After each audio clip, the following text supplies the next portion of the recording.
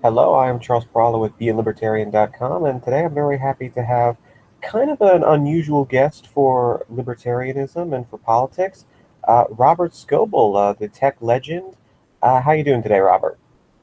Doing great. How are you doing? I'm doing well myself. I did another interview this morning with someone who's a little bit more to the left, a little different.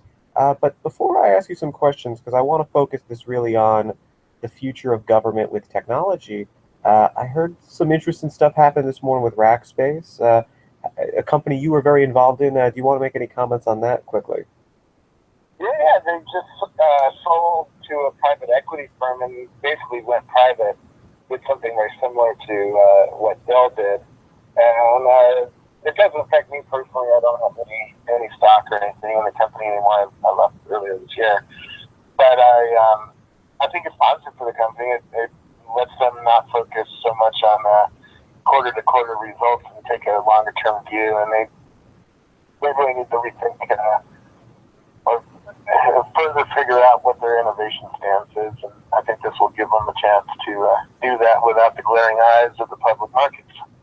Okay, now you left their company to work really in the AR, the VR space.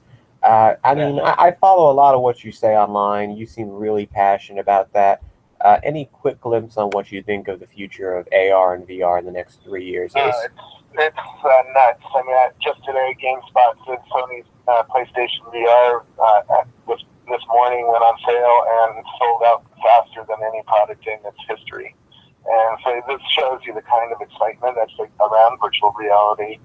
Augmented reality is probably a couple more years further out because it'll take a while to shrink the glasses further. I mean, if you've seen a Microsoft HoloLens, you know what's coming and you know how amazing it is, a product. But it's just too big. The batteries don't last good enough. The screens aren't sharp enough, or aren't, more accurately, don't show a wide enough viewing angle.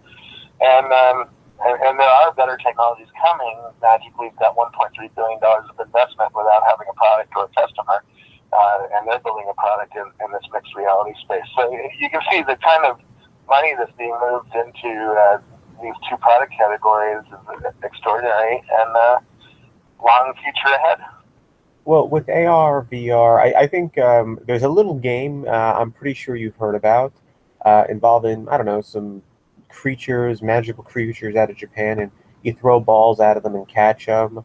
That's kind of that's not You really mean the you're talking biggest. about Pokemon Go, right? Yeah, yeah. Well, no, I'm talking about Digimon Go.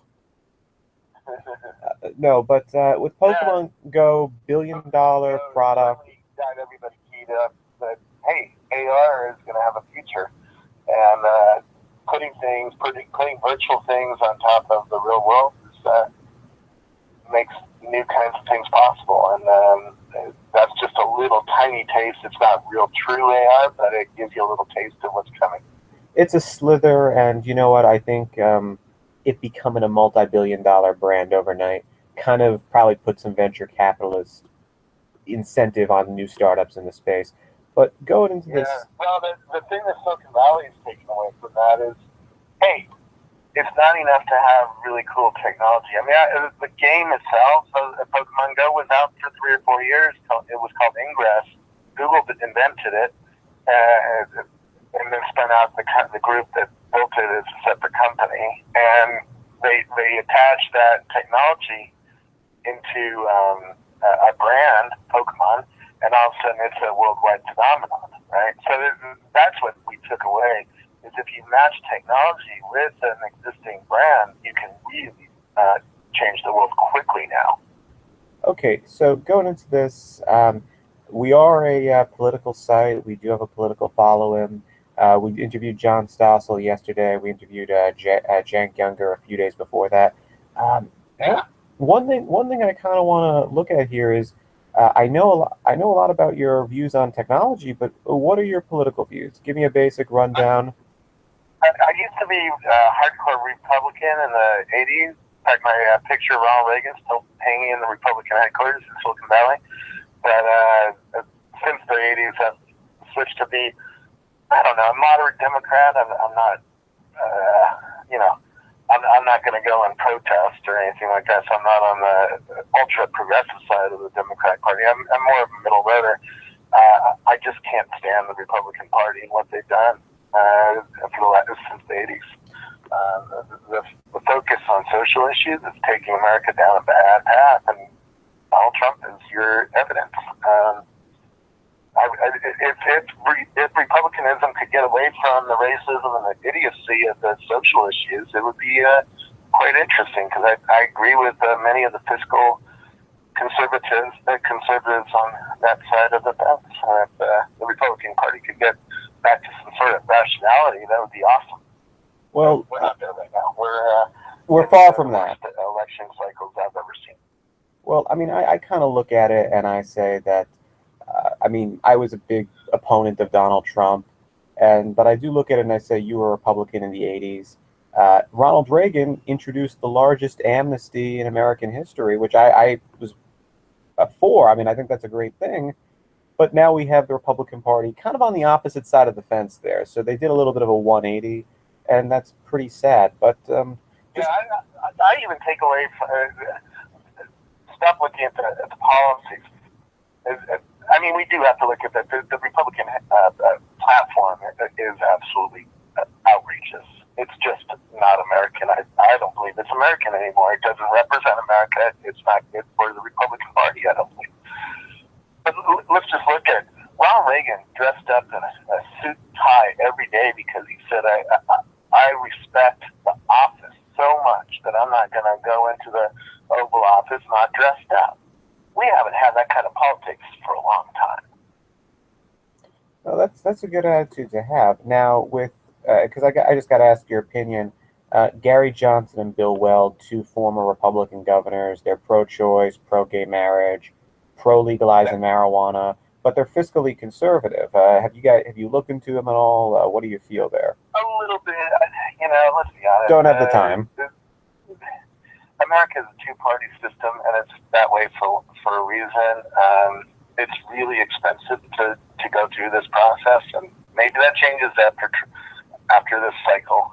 I don't know, but I just don't see those people as electable, and that keeps me from taking them all that seriously. I love their politics. I love if I probably would choose, libertarian is very attractive to me, but you want to vote for someone who wins. Trump is so bad for America that I just can't vote for anything other than the one that's actually going to replace him, and that's Hillary. Okay, so that makes a lot of sense. I mean, I can definitely see your logic there. Now, just diving a little bit more into politics and how things change, let's start off with something pretty basic. I want to kind of get into a little bit more technical things as this thing goes on. But where do you see social, because I mean, you obviously are pretty big on social media. Our page right now is reaching about probably 12 million people a week at this point, and we're touching a lot of bases. We're touching a lot of bases, and we started this a year ago. So 4 years from now, I mean, social media in elections really became a thing. Kind of 2004, it started a little bit. 2008, it blossomed, but 2016, it's been much bigger. Where do you see this heading? What networks could you see changing? What apps? How do you see it impacting the election? Facebook remains pretty dominant. Snapchat is certainly coming on strong, but I do a lot of traveling around the world, and if you go to a taco truck in Brazil or India or South Africa, you'll see three icons on that taco truck, and same as in San Francisco: Facebook, Instagram, and Twitter.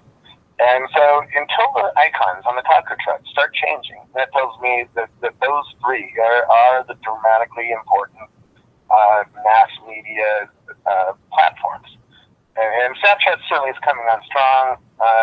They just passed Twitter with about 300 million users, and I predict that in the next year you're going to see a lot more Snapchat.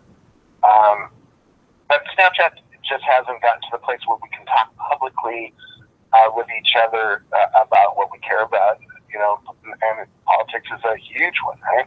We all get wound up about politics on either side of the fence. And for me, Facebook and Twitter are those two places to talk with a mass market. Do you see Twitter fading at all a little bit? I've read some reports they're having trouble monetizing. It's flatlined for a while, and they certainly have some problems, and they certainly are weak. And so, I've moved most of my world over to Facebook because when I walk to an airport and I look at the people using on their screens, I see Facebook most of the time, or Instagram, and that's where I'm at. I also like the filtering, the comments, the overall system is just nicer on Facebook, and I don't know how you fix Twitter. Twitter has major disadvantages to Facebook at this point. They're going to be more extreme, particularly as virtual reality gets hotter and hotter. Okay, so let's go into that. I mean, the VR AR topic. What do you think VR could do for social media? What's that? What do you think virtual reality could do for social media? Yeah, same thing for AR. Well, I don't know that it does anything for what we think of as social media today, but if you look at why Mark Zuckerberg spent billions of dollars on Oculus Rift and put that into Facebook, it's really addicting to play VR with somebody else, with a friend of yours.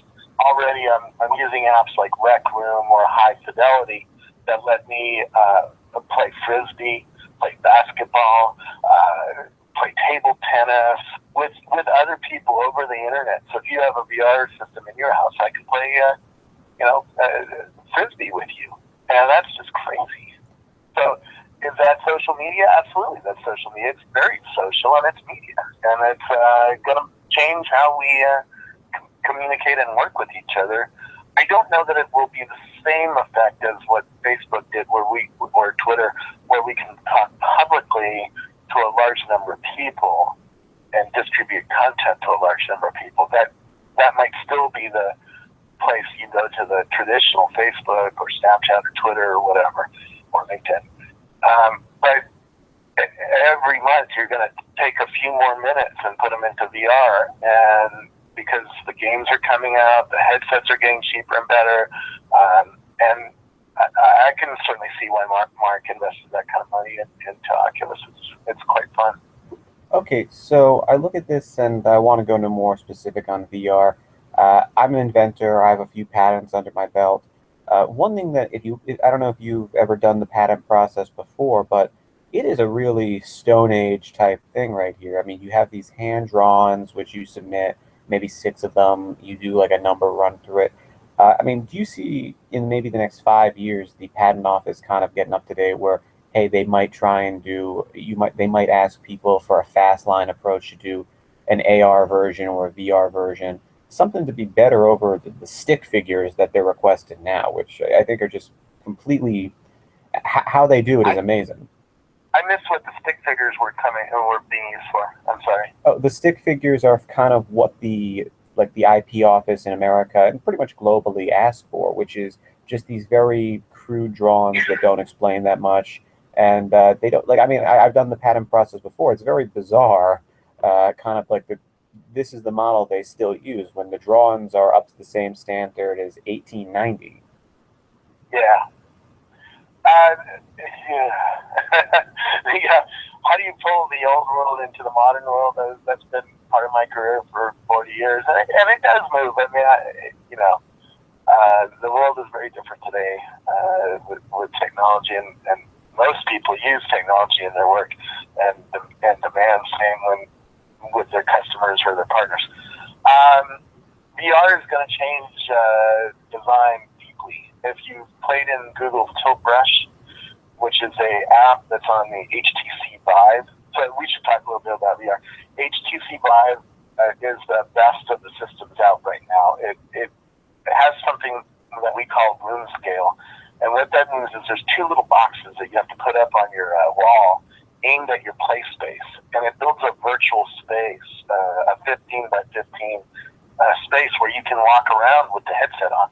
And Google Tilt Brush is an app that runs on HTC Vive, and you're holding controllers. So Tilt Brush is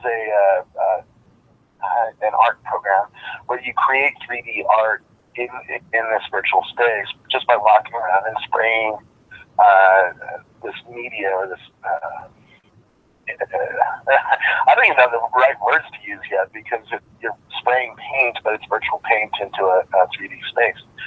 And the paint doesn't look like traditional paint. It can, if you want, or it can be sparkles, or it can be a line that bounces in reaction to music. I mean, it's pretty crazy what you're able to do in these systems now. But you're going to design 3D objects in Tiltbrush and then bring them into another app or print them out on a 3D printer or something like that. And so your ability to design things and share them with other human beings is going to radically change over the next few years. That seems very cool, and I hope the patent office could update a little bit. They're a little slow.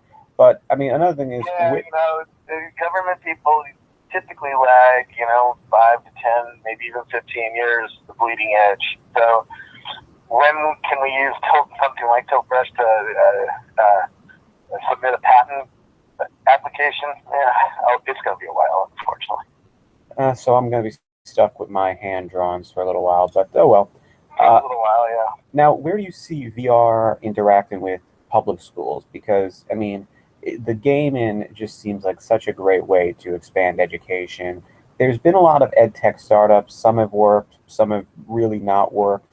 What do you see with VR and gaming, and do you see any public schools using it in the next couple of years?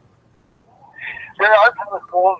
I mean, keep in mind, VR goes everything from that HTC headset, which costs around $2,000 because you have to buy a high-end gaming PC with a big NVIDIA card, and that costs alone $1,500. And then the headset, and the controllers, and the room scale equipment costs around $800. So most schools are not able to afford that today, and I don't know when that'll come along. I assume, in fact, I'm leaving to go to China on Sunday to see mobile-based VR, because I think mobile-based VR in the next 18 months is going to do much of what the Vive does today, but it'll do it for around $100, like the Samsung Gear VR is, right? And then at the low end, we have Google Cardboard devices, which they're giving away for free at many trade shows. I have 5 of them lying around here already. And even if you bought one, those are about $20, and they do a lot of things for education. I mean, you can, shoot 360 video of the Blue Angels, for instance, and bring that into a classroom and let kids experience a flight in a whole new way, right? And that might sound not educational, but there's plenty of companies who are building virtual reality textbooks and stuff like that for the Google Cardboards, because that will get into the schools in a far greater number than the HTC Vives will or the Oculus Rifts will. But this whole world is about to change deeply in the next 18 months thanks to the mobile revolution. Mobile companies are using Google's Daydream initiative to build headsets that are coming out in the next 6 months that have sharp screens, have room scale style technology, and have controllers. And when that happens, all bets are off. Then you're going to see education open up. Which one of these companies would you say? I mean, actually, let's go a little more into public schools as a whole. I mean, how do you think? Because that's something a lot of people have kind of called the dinosaur. A lot of people in Silicon Valley have wanted to innovate. How do you see that whole industry going? How do you see ed tech going? And has there been any cool startups you've seen? It's a really hard industry to disrupt. I have 2 kids in elementary school, and changing that system is really, really difficult. And there are people trying to change it, but that's not where my efforts are. That's not where you go if you want to change the world. You go other places. So you think ed tech? Yeah, this is too many headaches dealing with the teachers boards, parents boards, government. It's really hard to change the system, and I don't have the answers there. I've tried. I was on the technology committee of a private school in Silicon Valley in the richest neighborhood, and they still were totally clueless about technology. Ouch. To do it. I don't have good answers there. There are amazing people doing amazing work, but the system is radically broken, and we all know it. We don't know how to fix it. We don't know new. We're simply not ready for the next 10 years where, you know, and let's be honest, our jobs are not going to be driving Uber trucks or self-driving trucks. Are going to reduce a lot of jobs. There's going to be massive job changes in the next 10 to 15 years, and we're simply not thinking about that. And we're not thinking about how to retrain a taxi driver or a truck driver into something that's going to have some sort of value in the future. Okay, I see what you're saying here. There's lots of jobs. If you know how to program, there's lots of jobs right now. Well, I mean, and there's going to be more and more and more jobs. There's a company in Illinois that's growing virtual crops. They have 90 employees. They take data from the farm, from the satellite, from the drone, from the devices on the tractor, from the Internet of Things sensors in the ground, and they take that data, they analyze it, they grow virtual crops, and then they sell the data back to the farmer and tell the farmer what to do next Monday. That company is full of highly technical people. These are not people who just were driving a truck last week, right? And there's lots of jobs like that. This company couldn't have existed 3 years ago. So there's new jobs coming, but we are clueless about how to get people retrained from, mining jobs, driving jobs, manufacturing jobs, and into spaces where there's a value being created. Well, I look at this, it doesn't have to be programming, it doesn't even really have to be technology. The fact is, when self-driving cars hit, that's going to be a lot of money saved, and that's going to be a lot more possibilities open. So with more money, people... but it is going to put millions of people out of work. I mean, truck driving alone in the United States, I think the number one career right now. Right? It has about 11 million jobs. A lot of people out of work. And we have no answers. This is where I go nuts with politicians.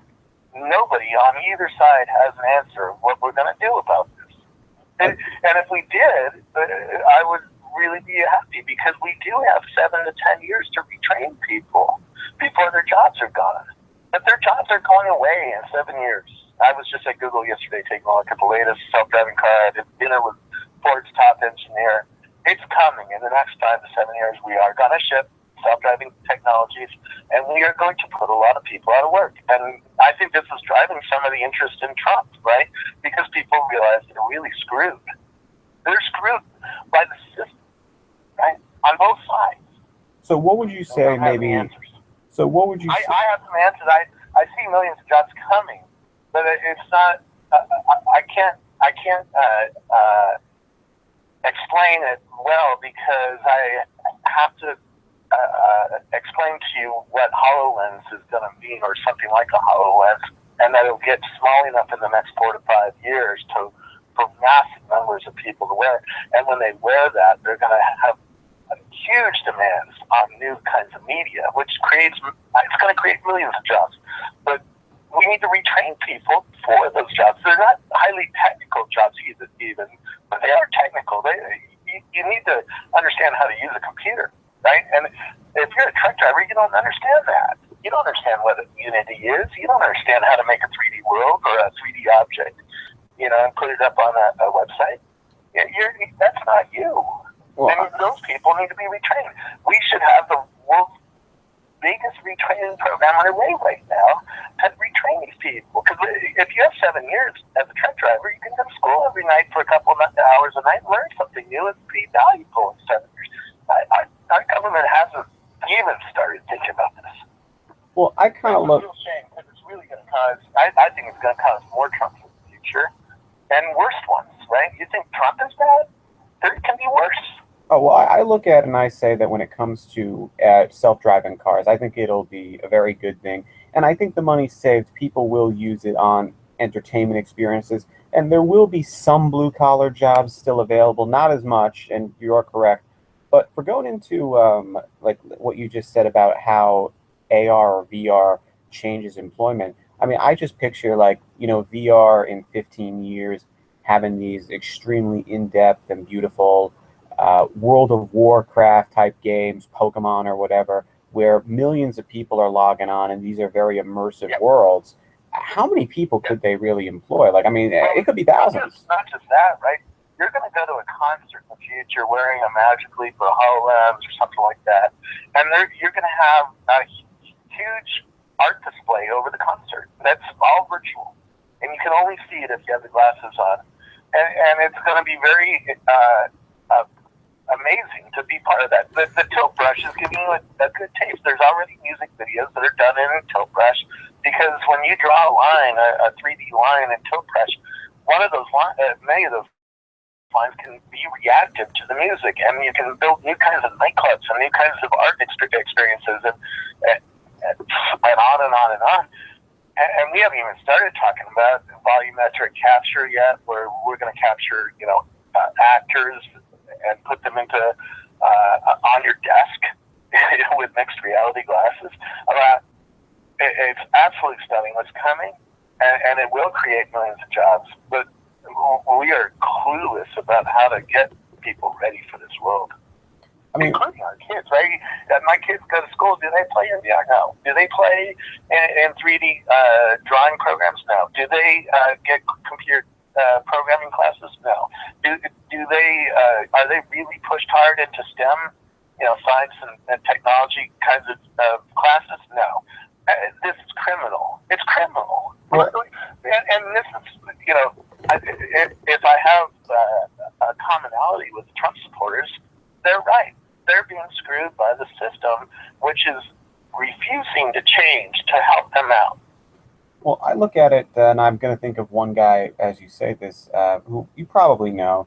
I've interviewed him before, John McAfee, which McAfee's an interesting character, as I'm sure you're aware of. Yeah. He had some issues. He had some issues in Belize, but he did run for president on the LP nomination. He did lose to Gary Johnson. But one thing he did talk a lot about is he said how the public school system, because he doesn't have kids, but he did research this for his campaign, and he's looking at it saying, I've not thought about education in 30 years, but I look at what the public schools teach. The fact that they can't even teach HTML5 is the biggest disgrace he's ever heard. If you were to look at programming, how would you change that in public schools?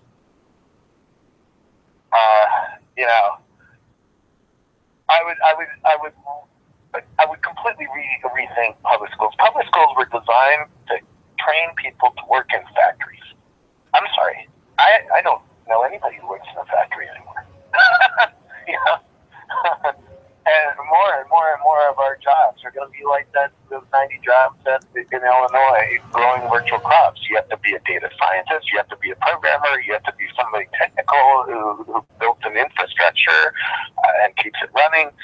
Some job like that, right? Even the marketing side of jobs, you need to understand technology to be able to sell, a farmer on a virtual crop. Hey, farmer, you need our services. We grow virtual crops. We'll help you out. You have to understand how that thing works and what value it brings to a farmer, and be able to explain it. That requires you to be a little technical. And do we teach this in school? No. So why not start over? I just say, we need a school for 2025 and beyond. We need to change our idea of what school is. We need to change how it looks. We need to change the technology. We need to change the kinds of people we're hiring for schools. We need to incent teachers, the best teachers, to stay teaching and not go and work for some tech company and make $1 million. Right? Here in Silicon Valley, so you can't even afford a house and stay in Silicon Valley if you're a teacher. How are we supposed to train our kids in such a world? How are we supposed to put the best effort into these kids? It's maddening. Well, I might just start voting for Trump. Don't do that. Tear down the system. It actually does sound attractive at some level because the system is so bad. I will not take credit as the guy who somehow was involved in Robert Scoble voting for Donald Trump. I will not allow that. But I'm not going that far because I don't think he's the right guy to bring us into something better. One thing the libertarian. One thing the libertarians have spoken a lot about over the years is this. Oh, I would like another Reagan, but that seems it is a difficulty. One thing the libertarians have spoken a lot about over the years is school choice and school vouchers, giving everybody maybe $7,500, $10,000, and they get to choose the education. Could, That helps the rich people and helps people of privilege. I don't know that it helps everybody. It doesn't help solve our real fundamental problems. Because to tell you the truth, my kids are in their school, are in rich neighborhood schools. They suck too. So even if you could move your kids into mine schools, you would still have a shitty education. And can you move your kids into a Paul Walter school where it was a little bit better? And the only reason it's better is because the parents are better. The parents are worldly people, educated people. Of course, their kids are going to come out with better test scores. It's privilege. I don't believe that fixes the problem. I think it's like moving the deck chairs around on the Titanic. So you think the issue is just, hey, this is a model where it's like, it's hard to explain. It's like a model where, you know what, education needs clear reform, it needs revision in, and it needs a fundamental change not being offered. Which yes. Now, one final question I want to give you. It's this is something that I think technology might also make a fundamental change in. I mean, with the Black Lives Matter movement and with a lot of stuff in the news, there is something about the police, and I've written on this before. I've talked about it before. The idea that in 15 years, we might not really need police security as much because, like you said, because one key function of the police is roads, which I think, like maintaining that safety, I think that's going to change due to self-driving cars. But for personal safety, it's drones, and I think that there's going to be Uber for private security. Click a button on your phone, and a drone will come in. And then I also think the war on drugs is probably going to be over in the next few years. So could you see? I sure hope so. That's ridiculous too. The fact that the DEA just put marijuana still on the type 1 list of the worst list is just stupid.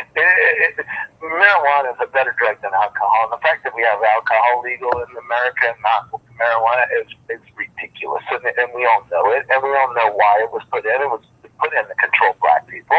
And it's absolutely a ridiculous law. And in California, I hope we'll vote to overturn it in November. But, that still doesn't help us with federal law and the stance against drugs. By the way, marijuana is a competitive advantage in this new economy. Here's a good example of how things are going to have to change. Otherwise, you're going to lose to the rest of the world. I went to a startup in Israel. It's an indoor mapping company that has really amazing features.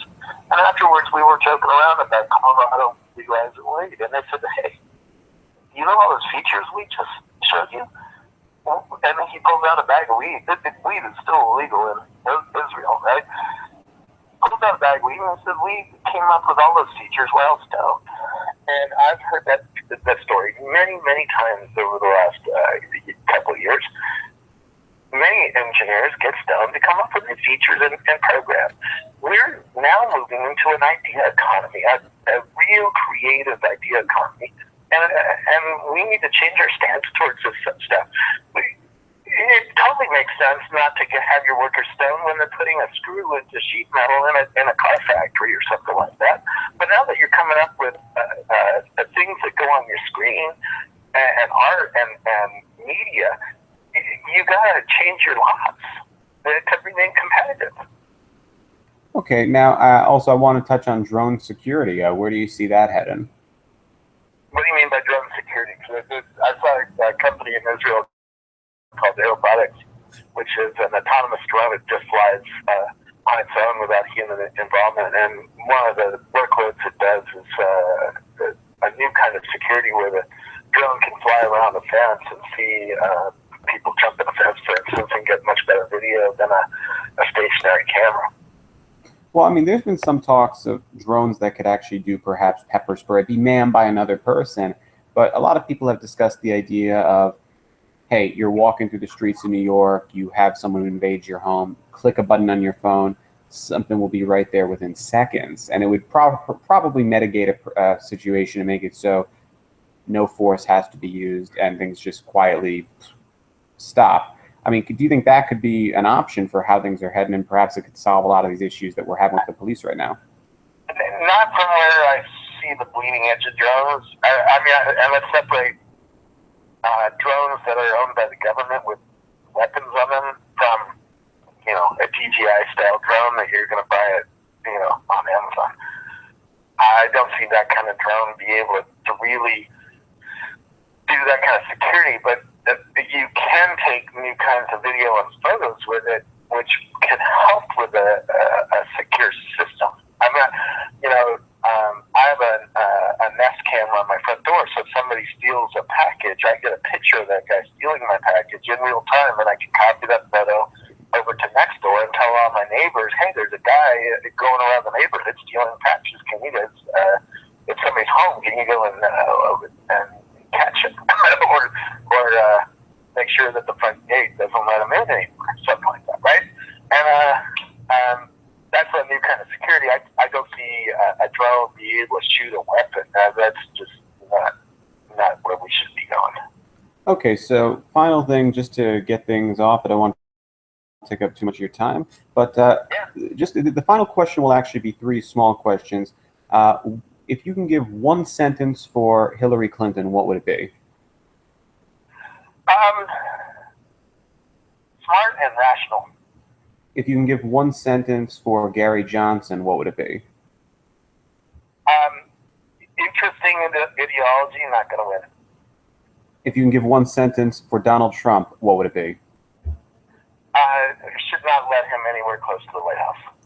We can give him, perhaps it would be a good idea to give him a really cool VR system and just hope he gets distracted and doesn't want to go. That would be really smart, but at this point, the Republican infrastructure has chosen him and has decided mostly to back him, even though many people have left and gone somewhere else. But, for right now, he's the man, and I don't see that changing.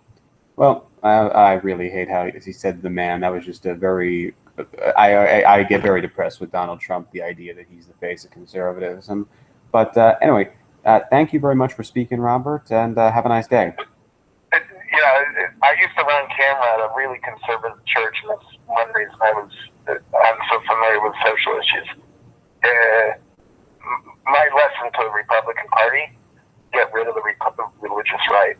And that's really hard to do because they bring in so many votes and so much money. And that was Mark Cuban said. Religious right that caused Donald Trump to be here. And I don't know how you fix that. I don't know. Mark Cuban had the same view as you. If we could make it more rational, you'd probably see a lot of people switch over to be Republicans because fiscal conservatism is very attractive to many people, particularly in Silicon Valley. Okay. Thank you very much, and have a nice day. Thanks.